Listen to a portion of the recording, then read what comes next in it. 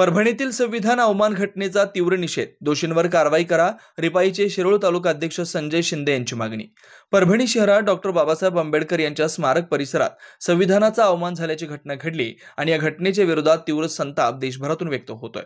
तर शिरोळ तालुका रिपाईचे अध्यक्ष संजय शिंदे यांनी तहसीलदार अनिल हेळकर यांच्या दरबारी या घटनेचा निषेध नोंदवला।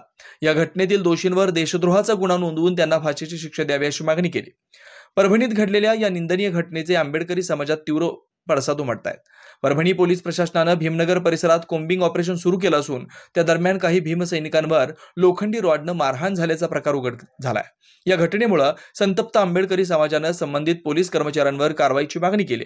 तसेच नांदेड विभागाचे पोलीस आयुक्त शहाजी उमप यांच्यावरही निलंबनाची मागणी करण्यात आली।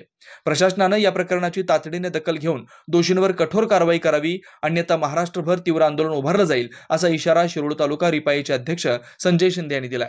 यावेळी अभिजित आलासकर, सुहास कांबळे, संदीप बिरंगे, अनिल लोंढे, शशिकांत टोपरे, वाईट पठाण, चंद्रकांत टोबरे, विक्रम माने, सूरज शिंगे, आलोक कडाळे, नंदू कांबळे, अजिंक्य कुरुंदवाडे, सतीश ढाले, अमोल कांबळे यांच्यासह आंबेडकरी कार्यकर्ते मोठ्या संख्येने उपस्थित होते। अन्वेषण लाईव्ह न्यूज साठी डॉक्टर सुभाष सामंत।